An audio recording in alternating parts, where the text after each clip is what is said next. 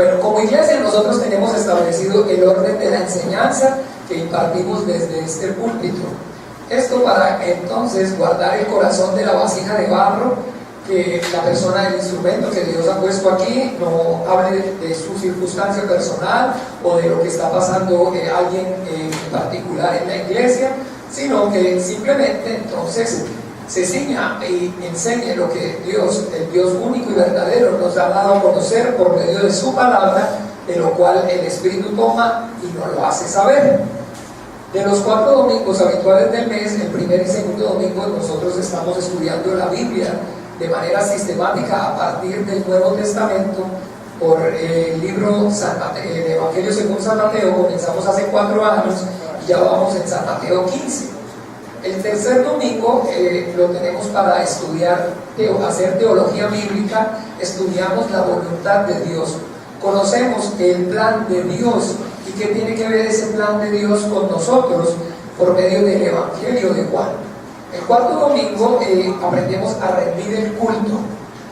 Rendir el culto significa aprender a servir a Dios conforme Dios dio el mandamiento, porque eso es lo importante que nosotros debemos discernir, que aunque todas las cosas que existen y subsisten prestan su servicio a Dios, no todas le agradan a Dios con ese servicio, porque el servicio que agrada a Dios es el que se hace conforme a lo que Él ha mandado, a lo que Él ha establecido, y no conforme a lo que al hombre le parece que debería ser o como debería hacerse. Bien, entonces eso lo hacemos el cuarto domingo. Y el quinto domingo del mes, hay meses que tienen 5 domingos, lo usamos para estudiar un aspecto acerca de la vida congregacional de nosotros como iglesia, la iglesia del Señor Jesucristo que se congrega en San Pedro, en San José de Costa Rica. Bien, este mes tiene 5 domingos y nosotros el quinto domingo, que es para la enseñanza acerca de la iglesia, lo usamos para celebrar entonces lo que es el Pentecostés. Así pues de que lo que le quedamos debiendo a este mes es la enseñanza acerca de rendir el culto. Hoy lo que vamos a aprender es acerca del servicio a Dios como Dios lo estableció, de la manera que Dios nos lo ha manifestado, porque entonces, le repito, ese es el servicio que agrada a Dios, porque no todos, aunque todos le sirven, no todos lo agradan con su servicio. Entonces, lo importante no es decir yo le sirvo, sino que yo con mi servicio le agrado a Dios. Bien, y esto lo hacemos, como les digo, a partir del libro de Génesis. Abramos nuestra Biblia en el libro de Génesis, pongámonos de pie y vamos a leer la porción que está en el capítulo 34, del versículo 1 al 31. Alisten buena salida porque está larga la lectura. Vamos a hacerlo despacio, con letra despegada, para que podamos entender lo que estamos leyendo. Vamos a hacerlo así, leamos con letra despegada para entender. Entonces, despacito, sin afán, que todos podamos entender. ¿Lo tienen todos? ¿O casi todos? Bueno, entonces hagamos que lo tienen todo. Leamos. Salió Dina, la hija de Lea, la cual había dado a luz a Jacob, a ver a las hijas del país. Y la vio Siquem, hijo de Amor, hebreo, príncipe de aquella tierra, y la tomó y se acostó con ella y la deshonró. Pero su alma se apegó a Dina, la hija de Lea, y se enamoró de la joven y habló al corazón de ella. Y habló Siquem a Amor, su padre, diciendo: tómame por mujer a esta joven. Pero oyó Jacob que Siquem había mancillado a Dina su hija, y estando sus hijos con su ganado en el campo, cayó Jacob hasta que ellos viniesen. Y se dirigió Amor, padre de Siquem, a Jacob para hablar con él. Y los hijos de Jacob vinieron del campo cuando lo supieron, y se entristecieron los varones y se enojaron mucho, porque hizo vileza en Israel acostándose con la hija de Jacob, lo que no se debía haber hecho. Y Amor habló con ellos diciendo: el alma de mi hijo Siquem se ha apegado a vuestra hija, os ruego que se la deis por mujer, y emparentad con nosotros, danos vuestras hijas y tomad vosotros las nuestras, y habitad con nosotros, porque la tierra estará delante de todos vosotros. Morad y negociad en ella, y tomad en ella posesión.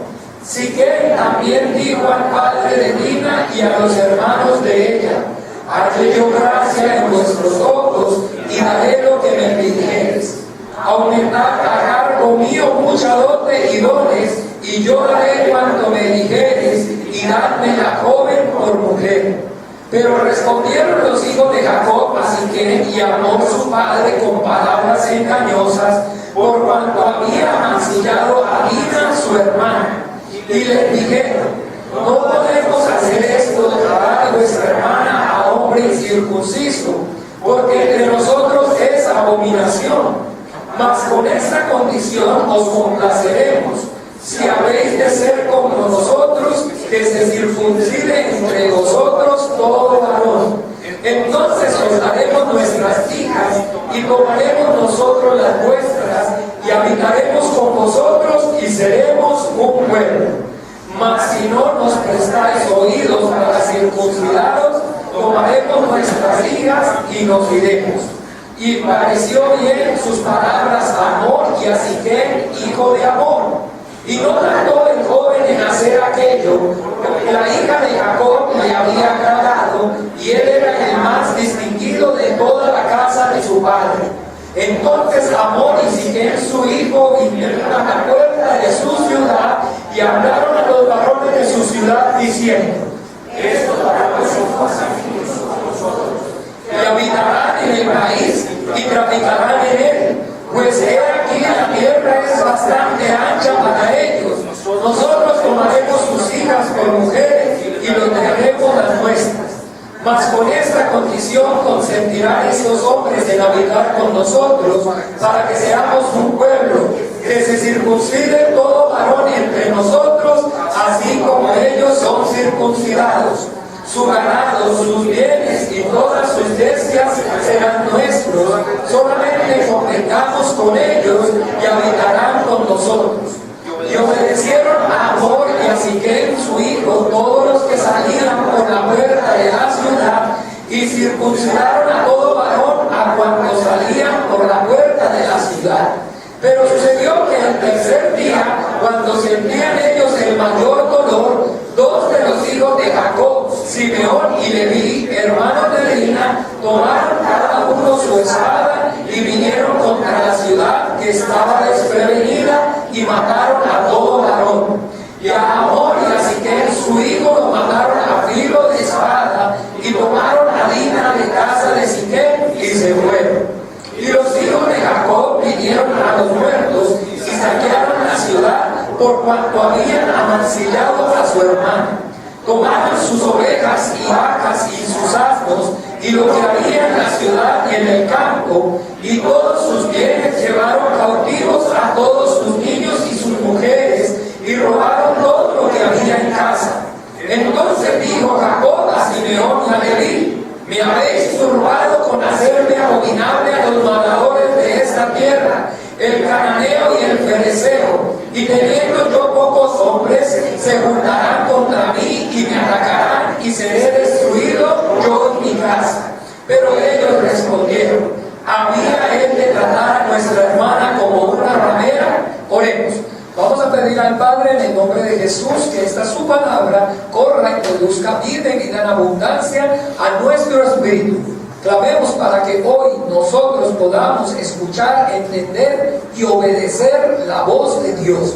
Que mi espíritu escuche la voz de Dios, que mi espíritu entienda la voz de Dios, que mi espíritu obedezca la voz de Dios. Esa es la bendición de Dios, la que enriquece y no añade tristeza. Oremos pidiendo y clamando juntos por esa bendición.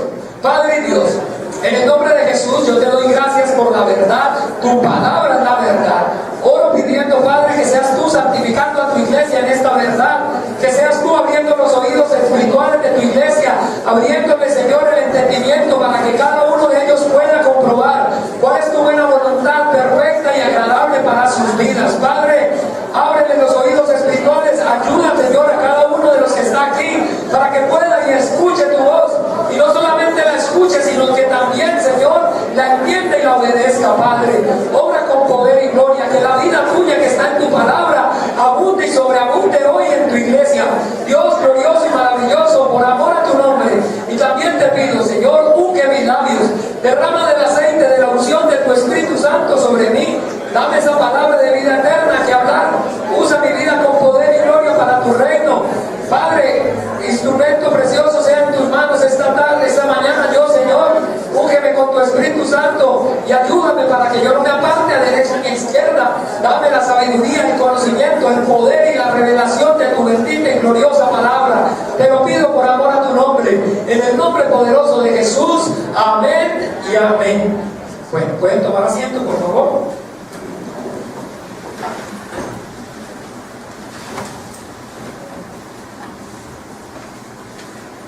Bien, conforme a lo que la Biblia nos enseña, en Juan 17:3, el Señor Jesucristo está diciendo que y esta es la vida eterna, que te conozcan a ti, el único Dios verdadero, y a Jesucristo al que tú has enviado. Bien, nosotros estamos aquí congregados porque como iglesia somos los hombres y mujeres que tenemos fe. Que tenemos fe, y que esa fe nuestra no proviene de nosotros mismos, no es nuestra propia autoconvicción, sino que nosotros tenemos la fe de la que habla la Biblia. Y la fe de la que habla la Biblia es entonces que nosotros somos los que estamos esperando el cumplimiento de la promesa, de la palabra de Dios. Y eso es lo que hay que discernir y entender, porque muchas personas hablan acerca de tener fe, y muchas personas piensan que realmente tienen fe, pero que no saben como tal en sí mismo qué es la fe. Y es que en la Biblia nos enseña qué es la fe. En Hebreos 11:1, miremos por favor.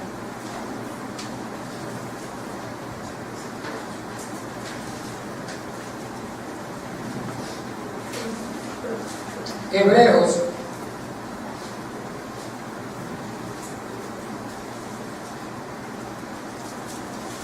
capítulo 11, versículo 1 dice: es pues la fe la certeza de lo que se espera, la convicción de lo que no se ve. La fe es la certeza de lo que se espera y la convicción de lo que no se ve. Eso es la fe. Y entonces la fe de los cristianos es la promesa, el cumplimiento de la promesa que nuestro Cristo bendito de la gloria nos hizo. ¿Y cuál es su promesa? Miramos en Juan, primera de Juan,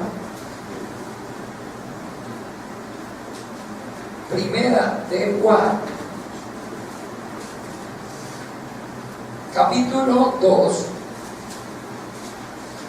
versículo 25. ¿Qué fue lo que el Señor Jesucristo prometió?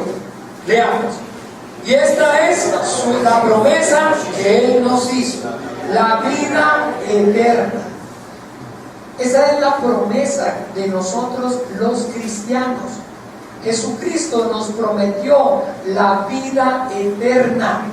Por eso nosotros somos la iglesia del Señor Jesucristo y somos los hombres que tenemos fe. Pero la fe nuestra no es nuestra autoconvicción, porque nosotros somos los que tenemos la promesa de Dios. Y eso es lo que es la fe, la certeza de lo que se espera y la convicción de lo que no se ve. La certeza de lo que se espera y la convicción de lo que no se ve. ¿Y qué es entonces esa certeza de lo que nosotros esperamos? La vida eterna. ¿Y qué es lo que no vemos? A Dios eterno. A Dios no lo vemos, pero nosotros esperamos la promesa de la vida eterna. ¿Y en qué consiste esa promesa de la vida eterna? Mire conmigo en Juan 14.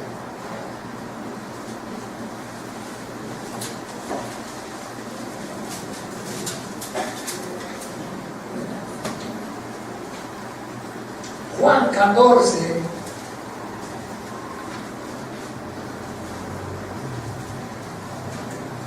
dos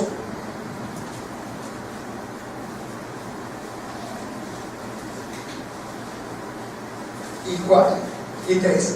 Leamos. En la casa de mi Padre muchas moradas hay. Si así no fuera, yo os lo hubiera dicho. Voy pues a preparar lugar para vosotros.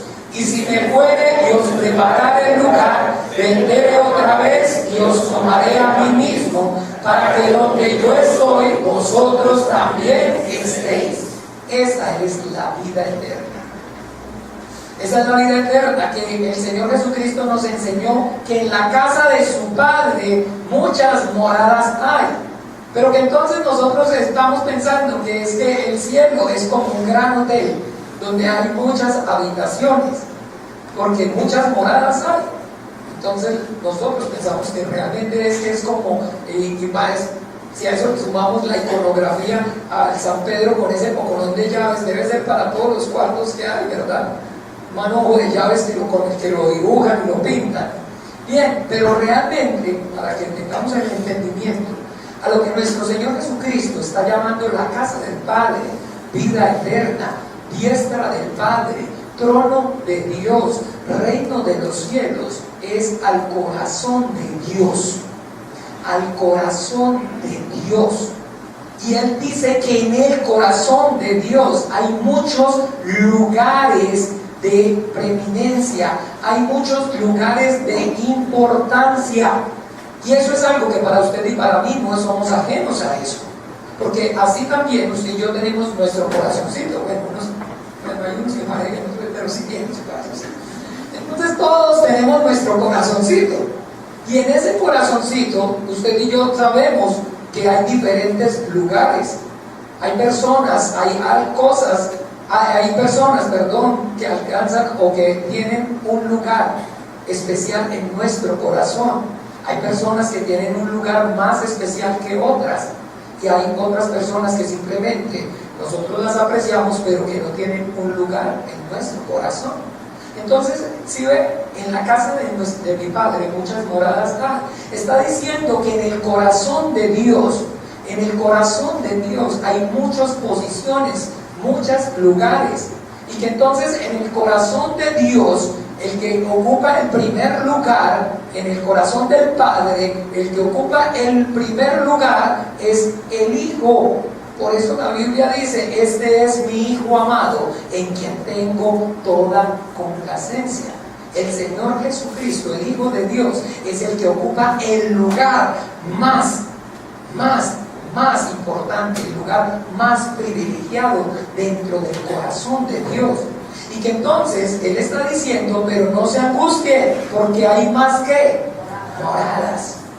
Hay más lugares de privilegio dentro del corazón, como en el corazón nuestro hay lugar para muchas personas, para muchos seres amados que viven y moran en nuestro corazón. Así, de igual manera, en el corazón de Dios. Entonces, la vida eterna es alcanzar un lugar de privilegio dentro del corazón de Dios y morar con Dios por la eternidad. Esa es la promesa de los cristianos. Y entonces, óigame bien, por eso, por el desconocimiento de esta verdad, nosotros vemos que las personas están siendo engañadas y confundidas, y que entonces están viviendo la vida y pareciendo que tuvieran fe, y pareciendo que están caminando, y pareciendo que están siendo cristianos, pero que realmente no, como espiritual lo son. ¿Por qué? Porque no tienen el conocimiento de lo que realmente es, por la revelación del Espíritu, la voluntad de Dios. Esa es la promesa que Él nos hizo, la vida eterna. El Señor Jesucristo nos prometió que podríamos lograr un lugar en el corazón de Dios y morar con Él para la eternidad. Y no nos prometió el mundo y todas las cosas que en Él hay, porque esta promesa es la promesa del príncipe de este mundo, del diablo. ¿Se acuerdan cuando nuestro Señor Jesucristo fue tentado? Vamos un momento allí a Lucas para que veamos, por favor.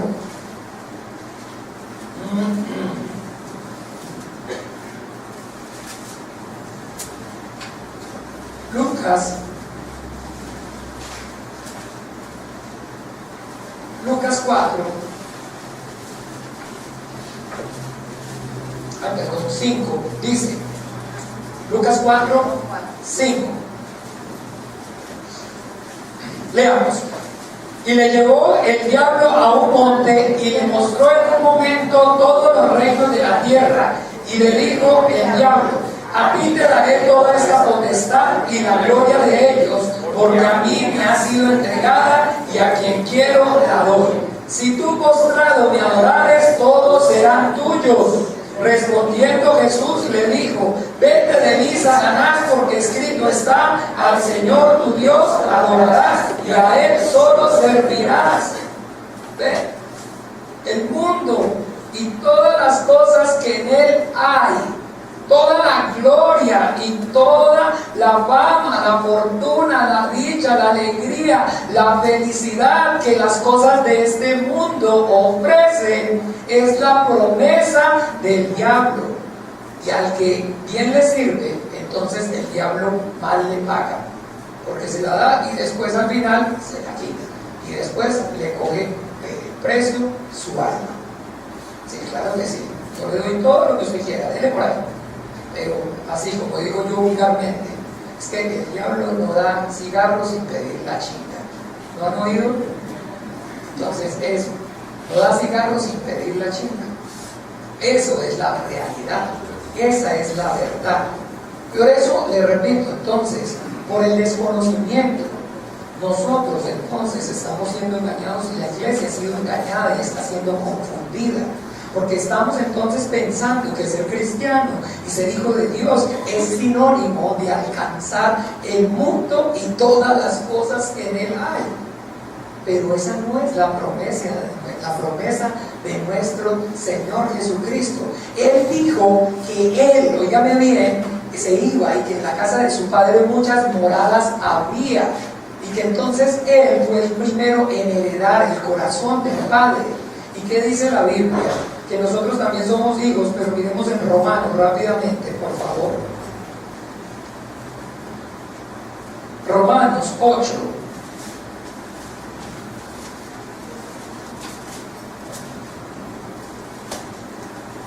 Para que entendamos que ser hijo de Dios no consiste en que usted y yo alcancemos el mundo, todas las cosas que en él hay.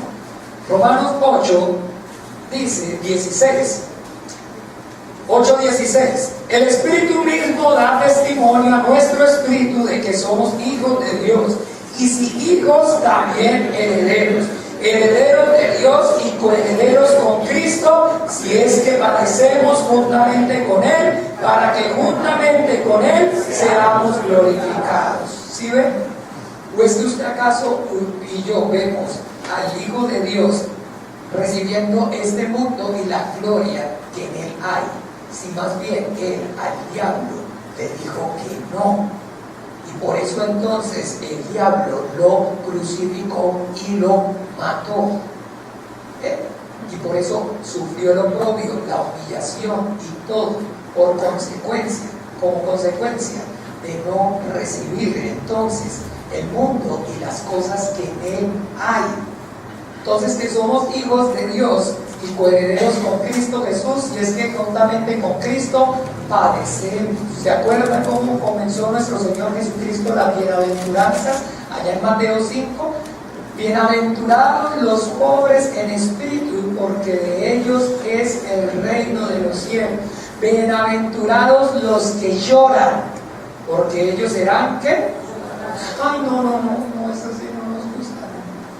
No, llorar, sufrir, no. Ese Dios no nos gusta. Bueno, dice que Él hizo al hombre a su imagen, conforme a su semejanza. O sea, a la semejanza de Jesucristo, el Hijo de Dios. Y Él dijo, porque ejemplo os he dado, para que como yo he hecho, vosotros también hagáis. Y Él dice en la Biblia, ¿cómo hizo? Se hizo obediente hasta la muerte, y muerte de cruz. Menospreció el oprobio y sufrió la cruz. Entonces por eso nos exhorta los Hebreos y dice en Hebreos 12, puesto los ojos en Jesús, el autor y el consumador de la fe, el cual por el gozo que tenía puesto por delante sufrió el oprobio, menospreció el oprobio y sufrió la cruz. El gozo que él tenía por delante era la vida eterna, alcanzar la diestra del Padre, estar en el lugar privilegiado, en el más importante lugar dentro del corazón del Padre. Y por eso sufrió el oprobio, por eso menospreció, el oprobio y sufrió la cruz. Entonces eso es lo que nosotros debemos entender. No es que la vida cristiana es pare de sufrir, no, es una verdad bíblica. El Señor Jesucristo dijo de que le sirve al hombre ganar el mundo y todo lo que en él hay, pierde su alma. El Señor Jesucristo dijo que el que no toma su cruz y me sigue cada día no es digno de mí. Entonces es muy diferente la doctrina cristiana de Jesucristo a la doctrina cristiana de los hombres de la tradición y de la religión. Porque la religión es no. Él vino para que usted estuviera bien, para que no le faltara nada. ¿Cómo se le va a ocurrir? Un hijo de Dios tiene derecho a lo mejor. Eso declárenlo, eso de 7 vueltas. Entonces, como... No. Nosotros los cristianos somos los que tenemos la fe cristiana, que es el cumplimiento de su promesa, la vida eterna. Bien, y esa promesa la recibimos por el conocimiento del Padre y del Hijo, como dice allá en Juan 17:3. Y esta es la vida eterna, que te conozcan a ti, el único Dios verdadero, y a Jesucristo al que has enviado. Por eso nosotros cada 8 días como iglesia estamos adquiriendo conocimiento acerca del Dios único y verdadero por medio de su palabra y a través de la revelación del Espíritu Santo. El Espíritu Santo toma la palabra de Jesucristo y nos revela al Padre. Porque por eso Él dijo, yo soy el camino, la verdad y la vida, nadie viene al Padre si no es por mí. Porque solamente podemos conocer al Padre por medio de la revelación de la palabra que Él habló a través de su Hijo Jesucristo, al que envió al mundo, de la cual el Espíritu Santo toma y nos la hace saber. Lo que vamos a aprender hoy acerca de Dios, usted hoy de aquí tiene que salir sabiendo, con la ayuda del Señor, tiene que salir sabiendo y conociendo es que Dios es espíritu, que Dios es espíritu. Vamos a mirar, vamos a aprender qué significa que Dios es espíritu. En la Biblia, en el Evangelio según San Juan, en el capítulo 4, 24, vamos aquí por favor. San Juan, capítulo 4, 24. Vamos, si de pronto así no alcanza, entonces no se preocupe, anote en el papelito que tenemos ahí en el boletín, y hoy, el día del Señor, en su casa, lee y estudia un poquito más, pero lo importante es que podamos leer rápidamente para que... Juan 4:24, Evangelio según Juan 4:24. Entonces, ¿qué dice el Evangelio según Juan 4:24? Dice: Dios es espíritu, y los que le adoran en espíritu y en verdad es necesario que adoren. Aquí Jesús, el Hijo de Dios, le está contestando a una mujer samaritana. Esta es la respuesta a una pregunta. que una mujer samaritana le está haciendo. Para que conozcamos un poquito acerca de los samaritanos, entonces les recomiendo en casa, miren Segunda de Crónicas, capítulo 10. En Segunda de Crónicas, capítulo 10, va a poder tener el entendimiento más claro acerca de quiénes son los samaritanos. Yo le voy a contar rápidamente la historia para meterlo en el contexto, pero sea como los de Berea. Allá en Hechos 17 dicen que los de Berea eran nobles y escuchaban la palabra, pero iban y comprobaban cada día en las escrituras si las cosas que Pablo decía eran así. Usted no se puede quedar con lo que yo le diga aquí, sino que tiene que ser diligente y escudriñar. En casa, mire 2 de Crónicas 10 para que corrobore la historia que le voy a contar acerca de quiénes son los samaritanos. Bien, entonces existió en Israel un rey que se llamaba Salomón, el cual es famoso por su sabiduría.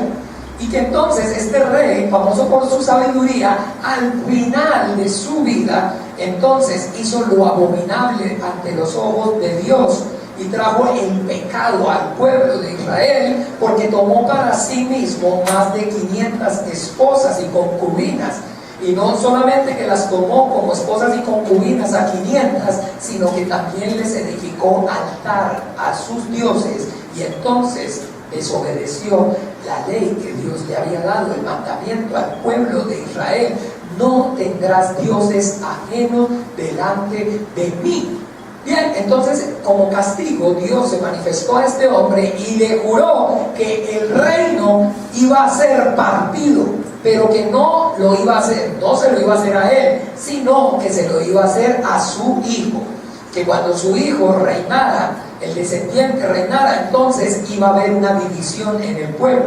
Bien, efectivamente ese hijo se llama Roboam, y cuando él comenzó a gobernar, el pueblo de Israel se rebeló. Y entonces se rebeló, ¿por qué? Porque entonces Salomón, para construir el templo, ¿recuerdan el templo en Jerusalén?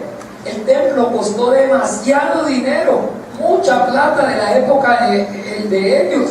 Y que entonces el rey asoló con impuestos y con tributos de una manera impresionante al pueblo de Israel para los recursos para el templo. Y que entonces finalmente todo el pueblo hay que echar, hay que dar, hay que impuestos por aquí, impuestos por allá, porque hay que hacer el templo y hay que hacerlo grandioso y hay que hacerlo maravilloso. Y finalmente Salomón hizo el templo, y cuando hizo el templo llegaron allí y no había nada en el templo. El templo era para no haber allí adentro nada, solamente humo, solamente incienso que quemaban los sacerdotes. Eso era todo lo que había allá en el templo.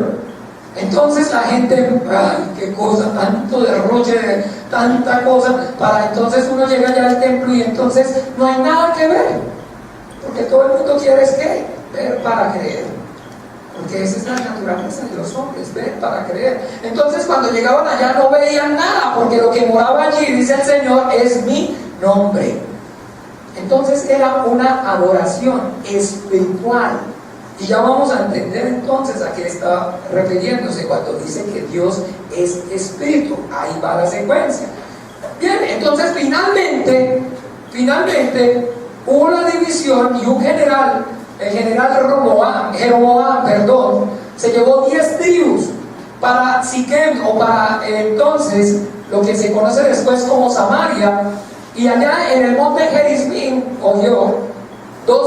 hizo dos becerros de oro y les dijo: he aquí Israel, sus dioses que lo sacaron de Egipto.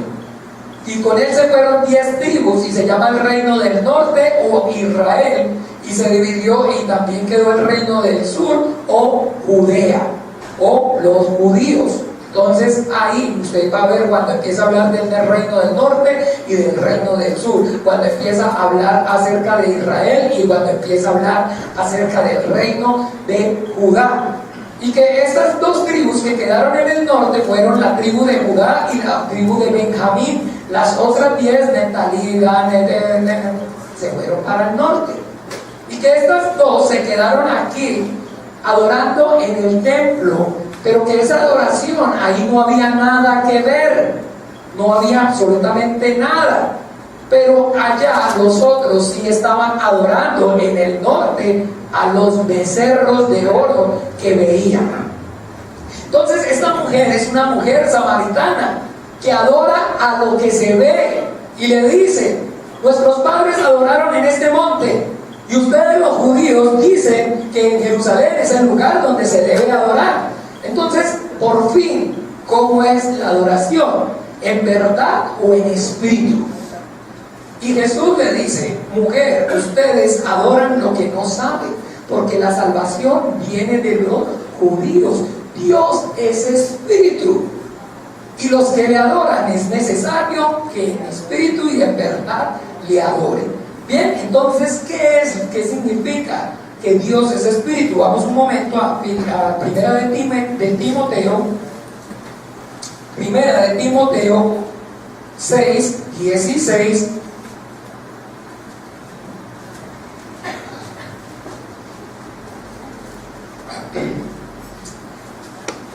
Primera de Timoteo 6:16 dice: el único que tiene inmortalidad, que habita en luz inaccesible, a quien ninguno de los hombres ha visto ni puede ver, al cual sea la honra y el imperio sempiterno. Amén.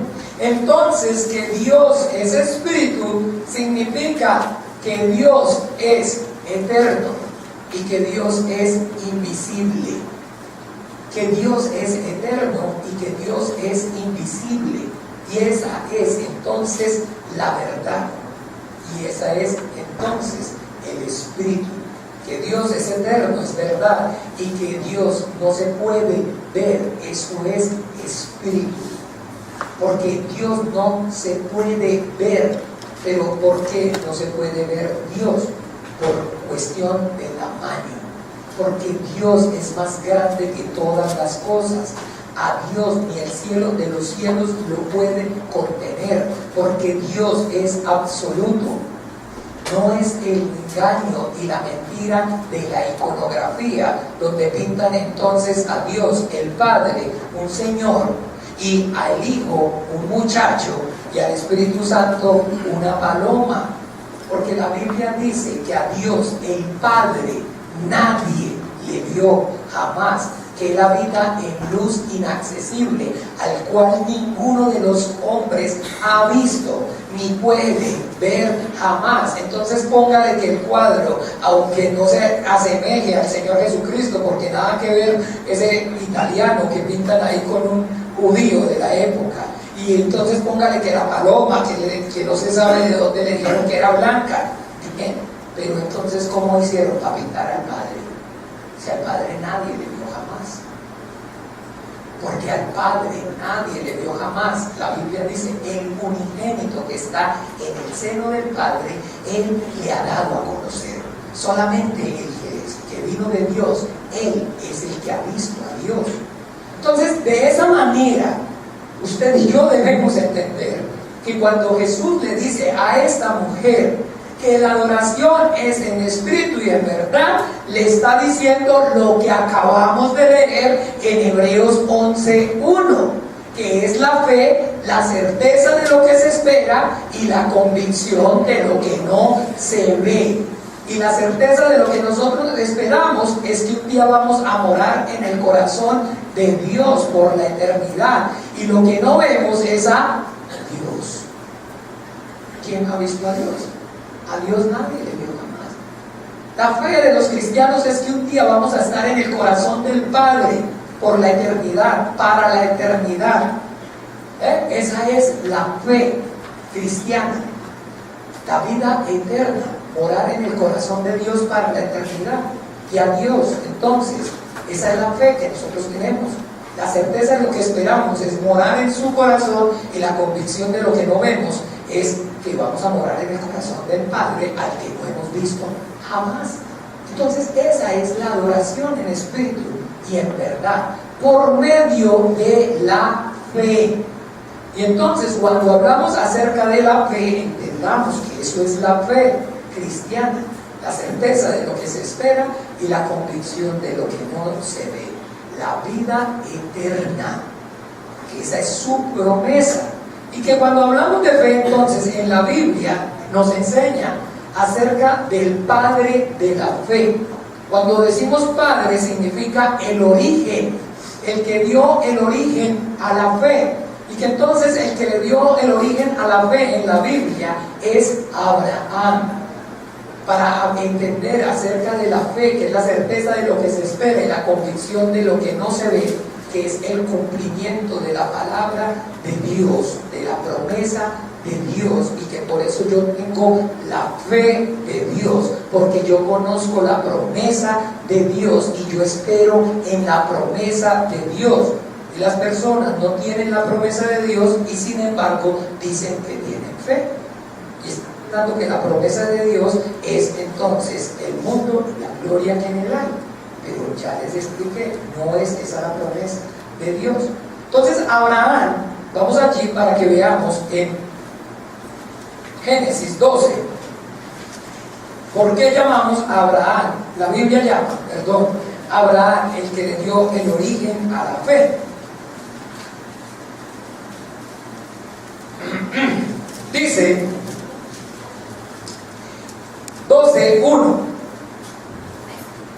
Génesis 12:1 dice: pero Jehová había dicho a Abraham: vete de tu tierra y de tu parentela y sal de la casa de tu padre a la tierra que te mostraré, y haré de ti una nación grande y te bendeciré y engrandeceré tu nombre y serás bendición. Bendeciré a los que te maldijeren y a los que te maldijeren maldeciré, y serán benditas en ti todas las familias de la tierra. Bien, ahora sí, aquí vemos a Abraham. Y entonces Abraham, el Dios omnipotente, se le manifiesta y le dice: si usted obedece mi palabra, si usted hace lo que le digo, entonces yo le voy a dar estas dos cosas. Le hace dos promesas. De esas dos promesas, la Biblia tiene dos pactos: el antiguo pacto y el nuevo pacto. El Antiguo Testamento y el Nuevo Testamento. El Antiguo Pacto o el Antiguo Testamento es la promesa de la primera parte, de lo primero que Dios le promete aquí a Abraham. Es el cumplimiento, de la promesa de lo que Dios le promete aquí a Abraham. ¿Qué es lo primero que le dice? Si él obedece su palabra, haré de ti una nación grande. Una nación grande. Esa nación grande es el pueblo de Israel.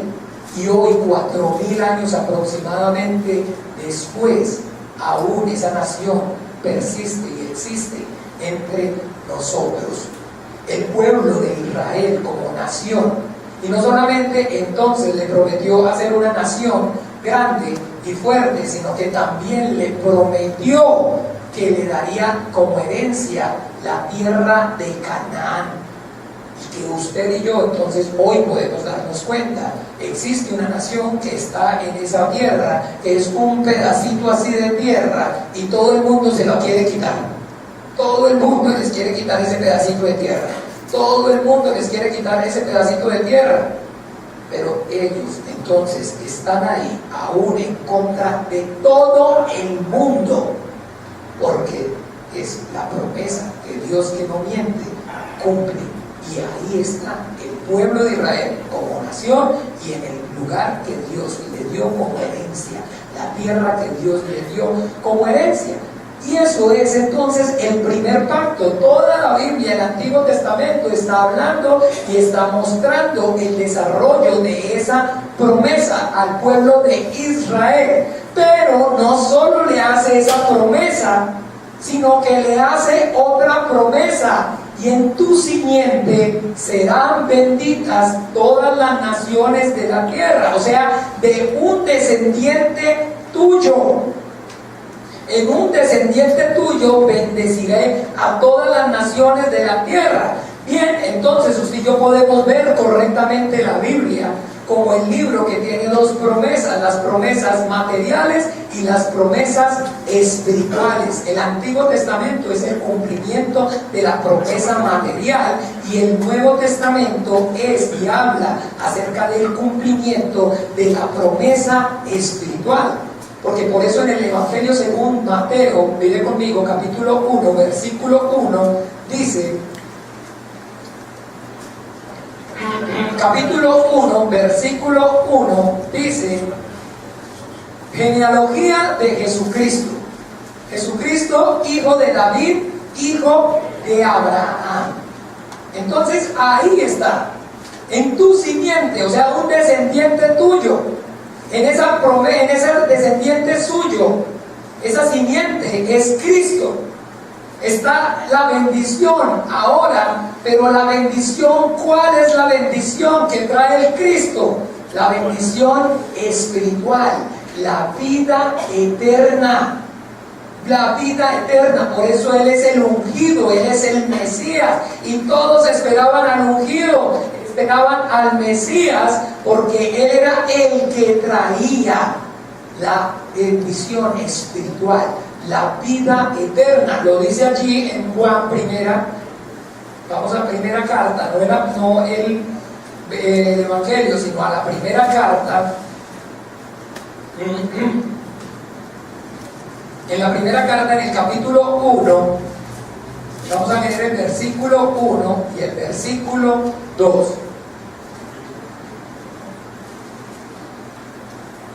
Primera carta, allá al final de la Biblia está carta de Juan 1, carta de Juan 2 y carta de Juan 3. Rafa, es en la 1412, en esa Biblia tuya, 1412. Bien, entonces, en la 1412, Rafa, bien, dice, lo que era desde el principio, lo que hemos oído, lo que hemos visto con nuestros ojos, lo que hemos contemplado y palparon nuestras manos tocante al verbo de vida. Porque la vida fue manifestada y la hemos visto y testificamos y os anunciamos la vida eterna, la cual estaba con el Padre y se nos manifestó. Y miremos ahí también en el 5, para que en el 5, 10, dice, el que cree en el Hijo de Dios tiene el testimonio en sí mismo. Ahí en 1 de Juan 5 también. 1 de Juan 5, 10. 1 de Juan, ahí mismo en la misma carta, 1 de Juan 5, 10, dice, el que cree en el Hijo de Dios tiene el testimonio en sí mismo. El que no cree a Dios le ha hecho mentiroso, porque no ha creído en el testimonio que Dios ha dado acerca de su Hijo. Y este es el testimonio, que Dios nos ha dado vida eterna, y esta vida eterna está en su Hijo. El que tiene al Hijo tiene la vida. El que no tiene al Hijo de Dios no tiene la vida. Entonces esas promesas que le hizo Abraham a Dios a Abraham, es una material de la bendición de este mundo, de esta tierra, y dos, la bendición espiritual, la bendición de la vida eterna. Por eso todo el tiempo los hombres del Antiguo Testamento están toda su vida girando en torno a la tierra, en torno al bienestar aquí en este mundo, porque esa es la bendición que los hombres del Antiguo Testamento conocen. Pero que en la Biblia enseña que el Antiguo Testamento no es la verdad como tal en sí misma, sino que es la sombra. Y que entonces es la sombra.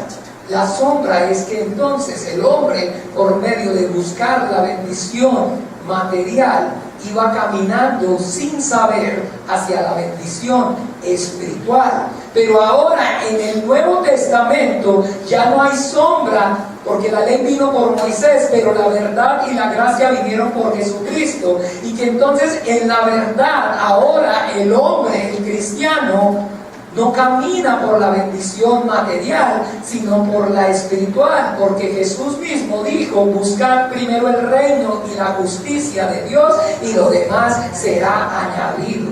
Entonces ahora el hombre ya tiene claro que de qué le sirve al hombre ganar el mundo y todo lo que en él hay si pierde su alma. ¿O qué dará el hombre? ¿Qué no dará el hombre por pago de su alma? ¿De qué le sirve al hombre ganar el mundo y todo lo que en él hay si todo lo que está aquí se queda aquí? Que nada de lo de aquí es para siempre. ¿Recuerdan a Job? Desnudo salí del vientre de mi madre y desnudo he de volver. Entonces esa es la verdad que hoy en día usted y yo debemos entender, porque Dios es espíritu, porque Dios es eterno y su bendición es eterna, y su bendición es que estemos en la eternidad junto a Él, y con Él vivamos junto a Él, y en Él permanezcamos y alcancemos ese lugar de privilegio en su corazón. Y esa es la promesa del nuevo pacto. Y que entonces Abraham, oígame bien, por eso es el padre de la fe, porque ahí mismo, si vamos al Génesis nuevamente, vamos al Génesis. En Génesis 15,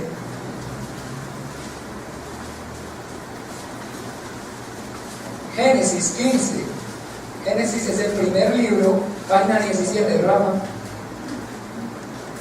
página 17, 15, 1, dice: después de estas cosas vino la palabra de Jehová a Abraham en visión, diciendo: no temas, Abraham, yo soy tu escudo, tu galardón será sobremanera grande. Y respondió Abraham: Señor Jehová, ¿qué me darás, siendo que así ando sin hijo, y el mayordomo de mi casa es este Damaseno Eliezer? Dijo también Abraham: mira que no me has dado prole, y he aquí que será mi heredero un esclavo nacido en mi casa.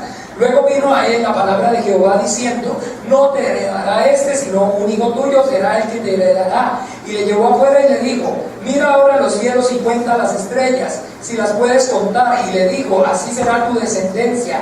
Y creyó a Jehová y le fue contado por justicia.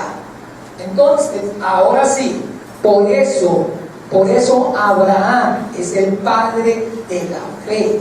Bien, entonces la fe es la certeza de lo que se espera y la convicción de lo que no se ve. Y entonces, ¿qué le mostró Dios a Abraham? ¿Qué dice que le mostró? Las estrellas. ¿Y si las vio? Y el hijo. Ok. Entonces, de esa manera, eso es entonces lo que es la sombra de lo que hoy en el nuevo pacto es la verdad, la justicia de Dios, que ya no es por medio de las obras de la ley, sino la justicia de Dios que es por medio de la fe en Jesucristo, como al que el Padre envió al mundo a morir en la cruz y a derramar la sangre para el perdón de los pecados. Y que entonces Dios, producto de el probar la fe de Abraham y darse cuenta si de verdad él solamente estaba obedeciendo a ciegas o si realmente en su corazón había creído, porque Dios es el Dios que prueba el corazón y los pensamientos del hombre, porque usted y yo no podemos decir creemos solamente y Dios se queda con eso. Dios prueba la fe y a ver si es verdad que sí creyó. Vamos a ver si es cierto. Y entonces, después de la prueba, entonces ahora cuando Dios vio que realmente, con todo su corazón, Abraham había de realmente obedecer su palabra y había creído a su palabra, entonces ahí mismo, vamos a Génesis 17, dice la Biblia que hizo un pacto Dios con Abraham. Dios hizo un pacto con Abraham. Y entonces, Génesis 17 dice, a partir del 1, era Abraham de 99 años cuando le apareció Jehová y le dijo: yo soy el Dios Todopoderoso, anda delante de mí y sé perfecto, y pondré mi pacto entre mí y ti, y te multiplicaré en gran manera. Oiga, no, está mal escrito, no saben los que porque no se dice entre mí y ti, se dice entre tú y yo, ¿cierto? No, nadie puede tener un pacto con Dios. No existe el pacto del hombre con Dios. Es Dios el que tiene pacto con el hombre. Si no es Dios el que le ha dado la promesa, usted está creyendo, pero está creyendo solo. Está caminando según lo que a usted le parece, según lo que usted cree, según lo que desde niño le han dicho. No hay un pacto de los hombres para con Dios. Haga pacto con Dios. No, usted no puede hacer pacto con Dios si Dios primero no hace pacto con usted. Ya hay un pacto establecido. Jesucristo levantó la copa y dijo: esta es la copa que en mi sangre, el nuevo pacto en mi sangre, para el perdón de los pecados. Ya Dios estableció el pacto. Ya Dios estableció el pacto. No hay otro pacto que usted pueda hacer con Dios, ni nadie puede hacer con Dios, porque Dios ya dio el pacto. Que los que creyeran en su Hijo Jesucristo como el único y suficiente Salvador de sus almas, en la obra que Él hizo, en la sangre que Él derramó en la cruz, recibirían el perdón de los pecados. Ya, ese es el pacto de Dios. Entonces es mi pacto, y pondré mi pacto en mi pacto entre mí y ti. No es que esté mal escrito, no es que esté mal redactado, sino que es así. Si no, usted no tiene la promesa de Dios, está creyendo solo, está teniendo su autoconvicción y está confundido y piensa que usted tiene la fe de Dios, pero esa no es la fe de Dios. Bien, entonces dice: entonces Abraham se postró sobre su rostro y Dios habló con él diciendo: he aquí, mi pacto es contigo y serás padre de muchedumbre de gentes. Y no llamarás más tu nombre Abraham, sino que será tu nombre Abraham, porque te he puesto por padre de muchedumbres de gentes. Y te multiplicaré en gran manera, y haré naciones de ti, y reyes saldrán de ti, y estableceré mi pacto, mi pacto entre mí y ti. Es fiel a su palabra y no a los hombres. Y tu descendencia después de ti en sus generaciones por pacto perpetuo para ser tu Dios, y el de tu descendencia después de ti. Y te daré a ti y a tu descendencia después de ti la tierra en que moras, toda la tierra de Canaán, heredad perpetua, y seré el Dios de ellos. Dijo de nuevo Dios a Abraham: en cuanto a ti guardarás mi pacto, tú y tu descendencia después de ti por sus generaciones. Este es mi pacto que guardaréis entre mí y vosotros y tu descendencia después de ti. Será circuncidado todo varón entre vosotros. Circuncidaréis pues la carne de vuestro prepucio, y será señal del pacto entre mí y vosotros. Entonces, que óigame bien, ahora es algo que usted y yo debemos entender. Según la Biblia y el pacto de Dios para con los hombres, Dios todos los pactos los sella con sangre. El primer pacto, y el pacto que es por la justicia de la fe, que es la sombra de la verdad, es entonces la circuncisión. Y Moisés recibió el mandamiento de la circuncisión, así como nos lo dice el apóstol Pablo allá en Romanos 3. Miremos rápidamente, porque estamos aprendiendo. En Romanos 3,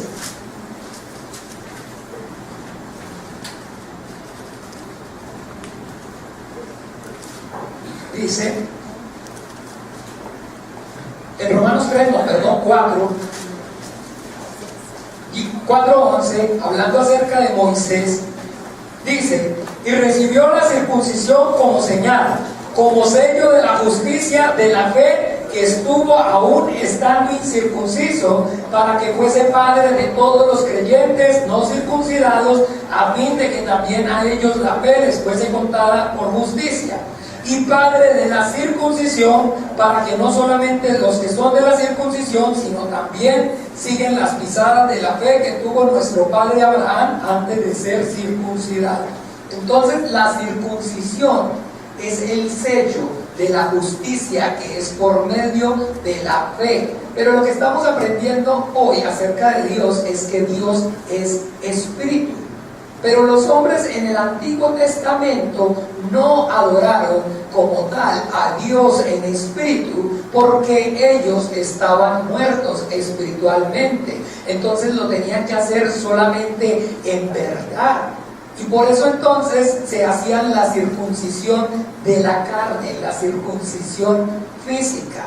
Pero ahí mismo Romanos 2, rápidamente, miremos un momento en el 2.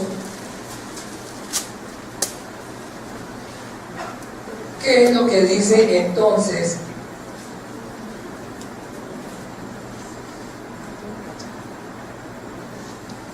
En el 25, Romanos 2:25, dice el apóstol Pablo explicando que Dios es espíritu.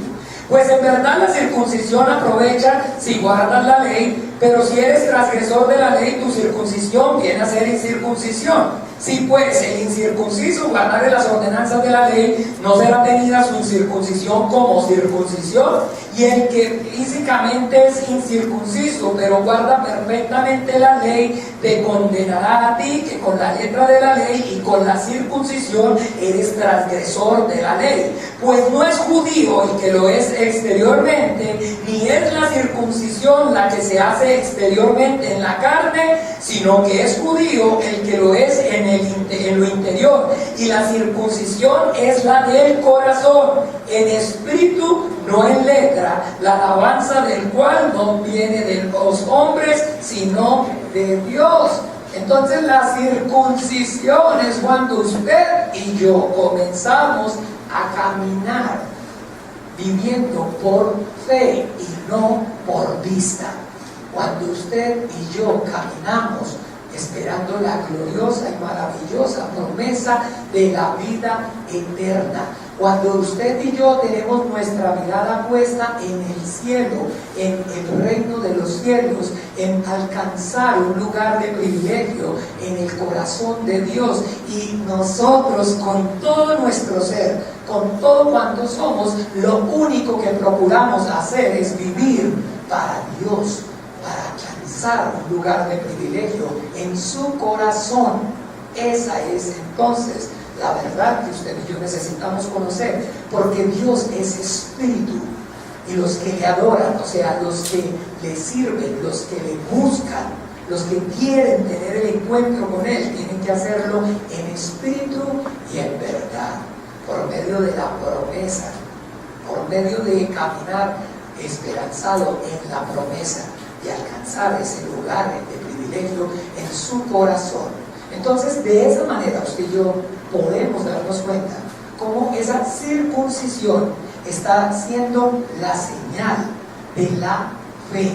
Recuerde, siempre que usted lea en la Biblia o se habla de la circuncisión, entonces esa es la señal de lo que es realmente empezar a vivir por fe y no por vista, de la certeza de lo que se espera y la convicción de lo que no se ve, alcanzar un lugar de privilegio en el corazón de Dios y del Padre, y morar en Él, con Él para la eternidad.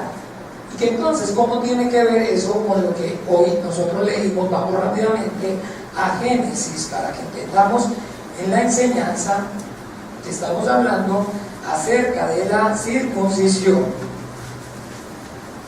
En Génesis 34, donde comenzamos, ya sabemos entonces qué significa que Dios es espíritu, que andamos por fe y no por vista, esperanzados en alcanzar ese lugar de privilegio en su corazón y morar con Él para la eternidad. Entonces, en Génesis 34, nosotros aquí vemos acerca de dice, salió Dina, la hija de Lea, la cual ésta había dado a luz a Jacob, a ver las hijas del país. Bien, aquí habla acerca de Jacob, y dice que Jacob tuvo una hija con Lea. Cuando usted y yo hablamos acerca de Jacob, entonces conocemos que él se fue para un país lejano, donde estaba un hombre que tenía dos hijas, una que se llamaba Lea y una que se llamaba Raquel. En la Biblia es importante, óigame bien, para que usted y yo sepamos conocer el significado de los nombres porque toda la Biblia es el libro que le da relevancia, importancia sin igual al nombre. Siempre que usted quiera conocer correctamente un contexto en la Biblia, mire, averigüe acerca de qué significa el nombre, porque todos los nombres significan algo en la Biblia. Aquí dice que esta era hija de Lea. Jacob tuvo dos mujeres, una que se llamó Lea y otra que se llamó Raquel. La palabra Lea significa fea y vieja. Lea significa sin gracia, sin gracia. Lea en la traducción, Lea significa sin gracia. La Biblia dice que Lea era de ojos delicados y era la mayor, o sea que estaba vieja y era visca, o sea, sin atractivo ninguno. ¿Y sabe qué significa Raquel? Preciosa corderita. Entonces, usted no ha visto un corderito chiquito, tiene gracia ese animalito. Entonces, Lea significa desgraciada y Raquel significa agraciada, porque eso es, ¿no? O sea, Lea es sin gracia y Raquel es la que tiene mucha gracia. O Raquel es entonces la apetecible, la anhelada, y Lea es la no deseada. Bien, y que esto no está pasando por casualidad, porque estas dos mujeres representan esto que le estoy hablando desde el principio, los dos pactos. El pacto de la bendición material y el pacto de la bendición espiritual. Raquel es la bendición material. Cuando Jacob vio a Raquel, de una vez dijo: déjemela, que esa es mía.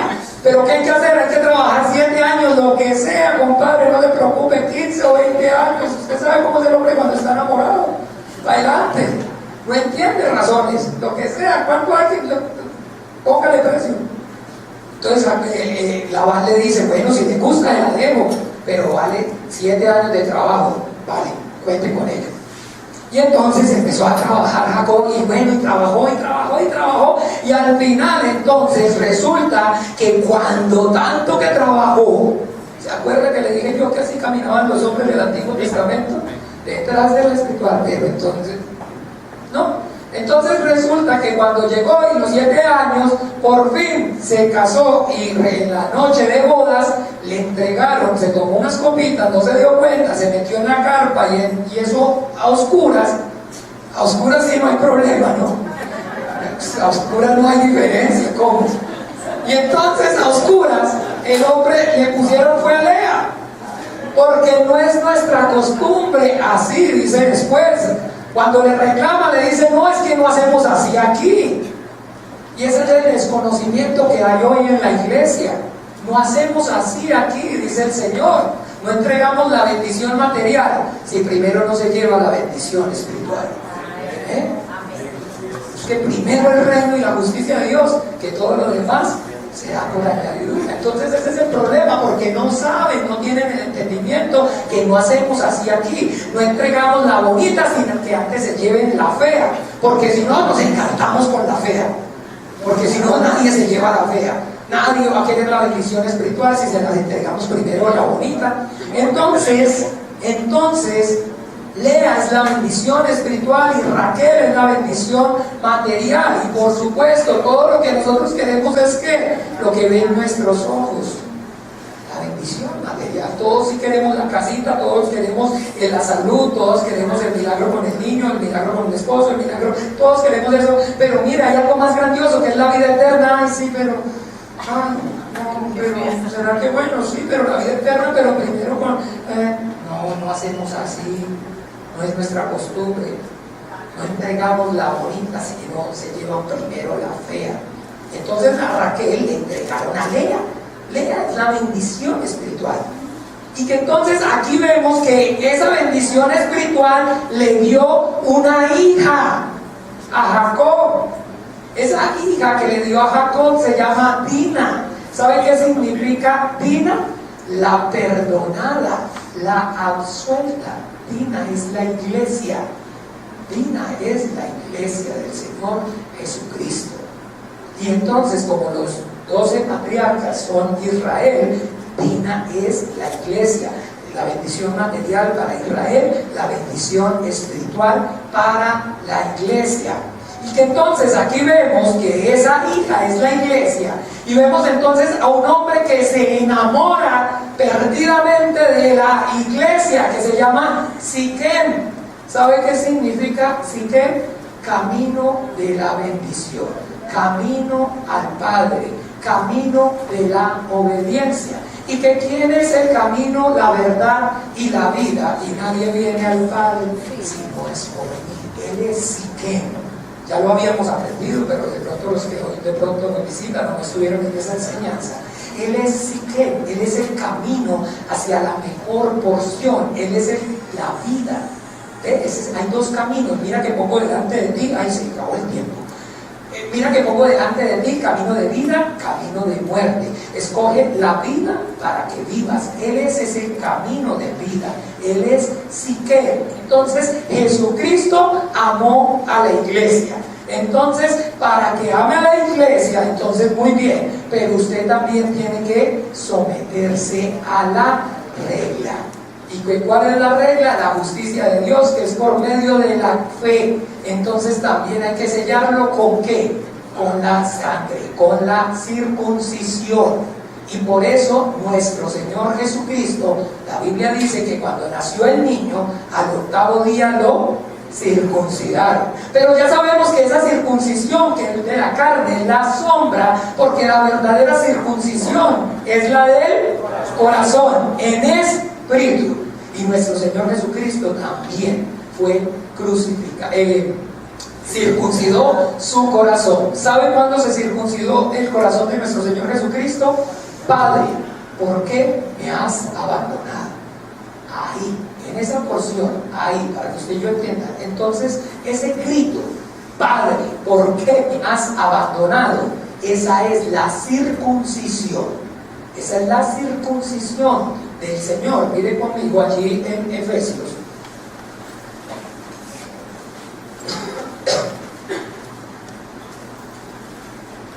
Efesios.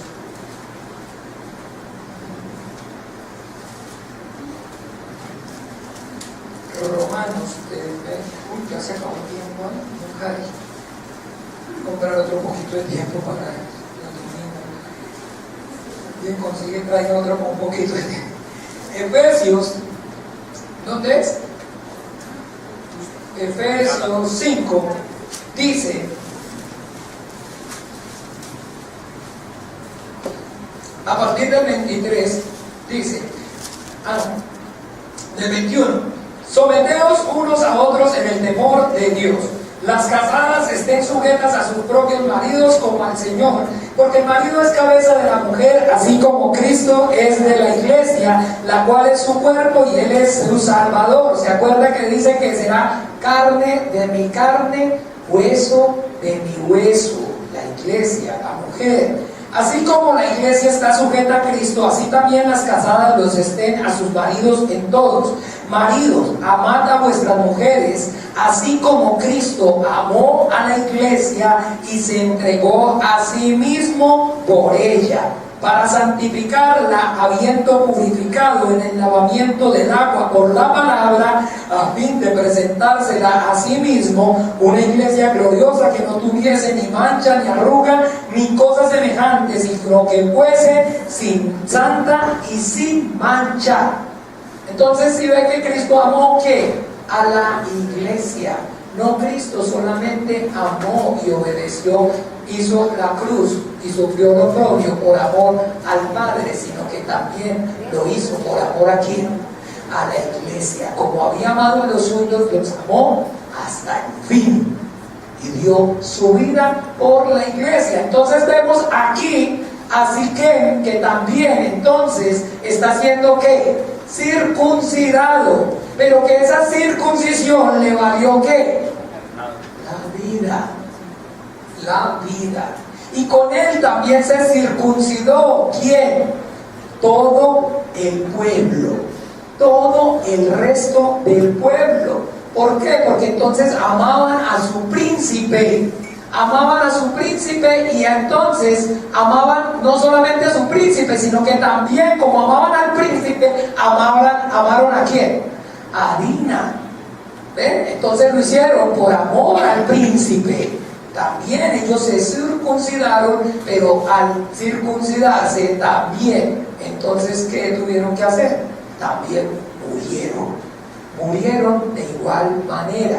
Entonces, por eso nuestro Señor Jesucristo también nos está diciendo, y este es mi mandamiento, que os améis unos a otros como yo los he amado. O sea, que amemos a la iglesia como Él la amó. ¿Y cómo la amó? Hasta la muerte. Entregó su vida.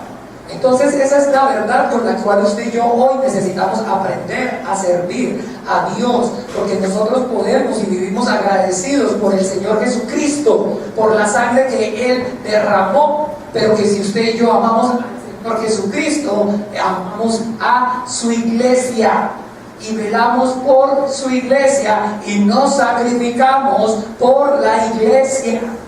Porque ella es entonces la novia del Cordero, ella es entonces la circuncisión. Y lo explica aquí Pablo para que terminemos en Filipenses. Filipenses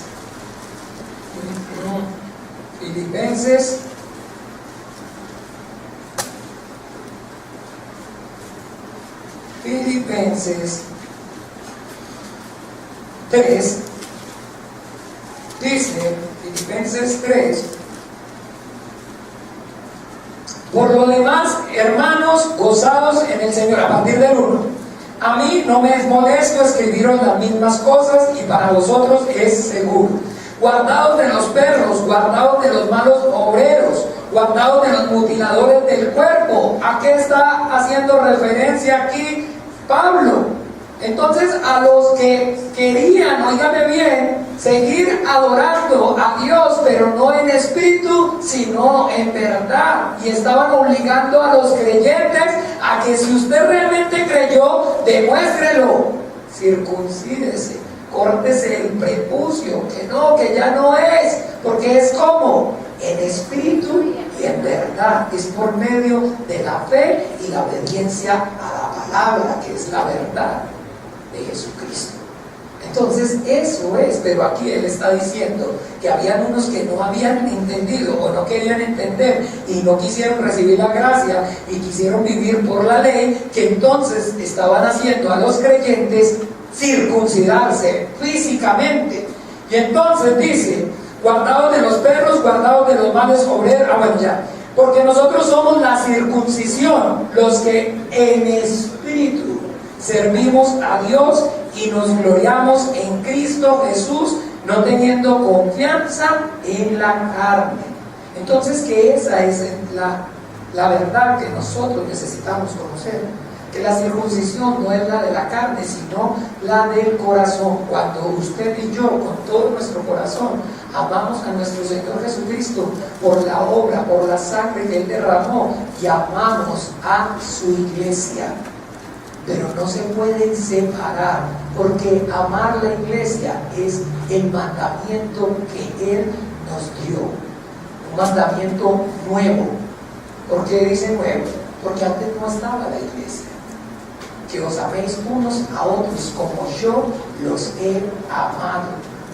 Y en esto conocerán que verdaderamente son mis discípulos, si se aman los unos con los otros. Entonces usted y yo no podemos separar el amor a Jesús, porque Él derramó su sangre. Yo sí amo a Jesús y sí le doy gracias a Jesús y le canto y le doy, pero en la iglesia no ayudo, no colaboro, no tengo cuidado. Yo no soy de la iglesia, yo voy a la iglesia. Y hay muchas personas que no son miembros de la iglesia, no son cuerpo de Cristo, pero sí vienen a la iglesia, pero no les duele la iglesia del Señor. Entonces los invito en el nombre de Jesús para que prestemos nuestro servicio a Dios, honrando, como dice el Salmo, para que todos honren al Hijo, porque el que no honra al Hijo no honra al Padre. Y dice claramente ahí el Salmo, para que no se encienda su furor Y cuando usted y yo no amamos a la iglesia, entonces no estamos en el nuevo pacto, en su sangre, porque la circuncisión es como señal de pacto. ¿Sí vio? Siquem fue el que dio ejemplo. ¿Sí lo vieron? Fue el primero en circuncidarse. Y después se circuncidaron, ¿qué? El padre. Padre, ¿por qué me has abandonado? Y después el resto. El resto.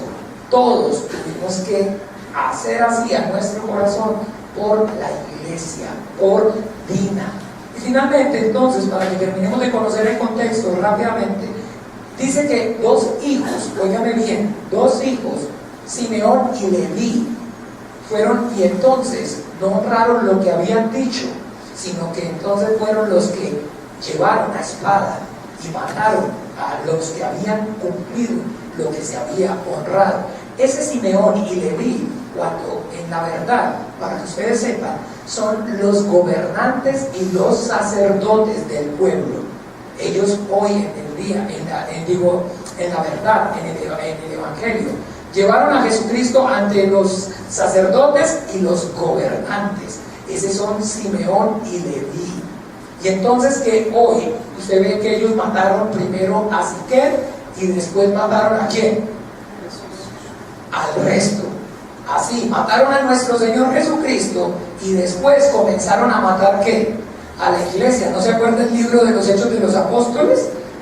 Pero ¿qué les dijo entonces Jacob? Por cuando ustedes hicieron eso, ahora toda la gente se va a ¿qué? A unir en contra de nosotros. ¿Y si es eso cierto o no es cierto? O entonces durante estos 2000 años a donde llegan los judíos no los matan. ¿Por qué cree usted que los matan? Porque entonces los matan porque ellos mataron a Jesucristo, al Hijo de Dios, porque ellos persiguieron a la iglesia. Y entonces si no los matan, si no los menguan, entonces ¿qué creen? Entonces ellos iban a matar a la iglesia. Ellos iban a matar a la iglesia. Es para que usted y yo tengamos el entendimiento hoy en nuestra vida, para que veamos y discernamos lo que está pasando espiritualmente, porque todo es el cumplimiento de esa misma profecía. Cuando vaya ya en Génesis, no alcanza el tiempo, 49 se va a dar cuenta cuando Jacob bendice a sus hijos y va a ver lo que le dice a Leví y a Simeón. Génesis 49 en la casa o en los grupos de estudios, entonces nos vemos por el mismo canal, a la misma hora en los grupos de estudios, que ahí lo terminamos de desarrollar, pero ahí está. Entonces, para que no quede inconcluso, para que usted sepa entonces qué es, entonces, por qué a los judíos la persecución, y por qué los expulsan de aquí, y por qué Hitler, y por qué esto, y por qué lo otro. Todo el tiempo ha sido porque ellos mataron a nuestro Señor Jesucristo, y no solamente se conformaron con matar a nuestro Señor Jesucristo, sino que también quieren matar ¿qué? A la iglesia. Entonces, ¿qué dice la Biblia? Que por cuanto a la promesa son muy amados, pero en cuanto al Evangelio son enemigos de Dios. Mire, este sí ya, le prometo que este es el último. Para que no quede así, para que no quede así como en el aire. ¿Dónde era que estaba ese? Ay, mi madre, no, mejor dejemos así. Mentira, no, romano.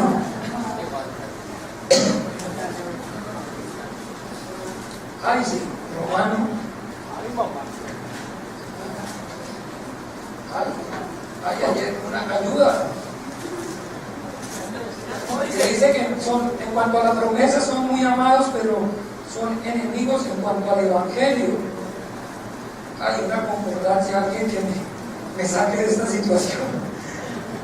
Porque la elección de Israel, entonces, son enemigos ahí.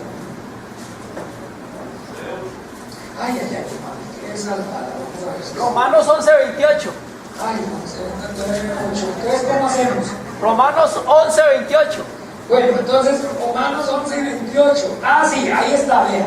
La restauración de Israel, porque no quiero, hermanos, que ignoréis este misterio, para que no seáis arrogantes en cuanto a vosotros mismos, que ha acontecido a Israel endurecimiento en parte hasta que haya entrado la plenitud de los gentiles, y luego todo Israel será salvo, como está escrito: vendrá de Sion el libertador, que apartará de Jacob la impiedad, y esta será mi pacto con ellos cuando yo quite sus pecados. Así que en cuanto al Evangelio son enemigos por causa de vosotros, pero en cuanto a la elección son amados por causa de los padres, porque irrevocables son los dones y el llamamiento de Dios. ¿Sí ven? Entonces, ya con eso Ya con eso tenemos el conocimiento y el entendimiento de lo que estamos viendo ahí. Y si ve que pareciera como que, no, pero eso de dónde, pero ese es, porque dice la Biblia que gloria de Dios es encubrir un asunto, pero que honra del rey es escudriñarlo. Así está, escudriñando la palabra. Eso es para que entendamos lo que está ocurriendo en esta porción. Dina es la iglesia, el Señor Jesucristo es entonces Él, y Siquem, y que está hablando esa circuncisión acerca del amor a nuestro Señor Jesucristo y a su iglesia, porque esa es la forma, porque ese es su mandamiento, que creamos en el que Él ha enviado y que nos amemos unos a otros como Él nos lo ha enviado. Creemos en el Señor Jesucristo y amamos su iglesia y entregamos también nuestra vida para su iglesia. Oremos. Padre Dios, en el nombre de Jesús, yo te doy gracias, Padre, porque tu palabra es la verdad. Gracias, y yo te pido que ayudes a cada uno de nosotros, Padre, para que nuestro corazón sea circuncidado, Señor, y con todo nuestro ser creamos en tu Hijo Jesucristo como el único suficiente Salvador de nuestras almas. Y también amemos a la iglesia, Señor, a la iglesia que tu Hijo mismo compró con su sangre en la cruz. Padre, obra con poder y gloria, que podamos ser hombres de fe y hombres que servimos y amamos tu iglesia, que servimos y ayudamos, Señor, a que tu propósito eterno se cumpla. Obra, Padre, con poder y gloria en cada uno, Padre. Te lo pido por amor a tu nombre. Y yo clamo pidiéndote que el amor profundo tuyo, Padre, que la gracia de nuestro Señor Jesucristo y que la comunión de tu Espíritu Santo sea reposando sobre todos y cada uno de ellos.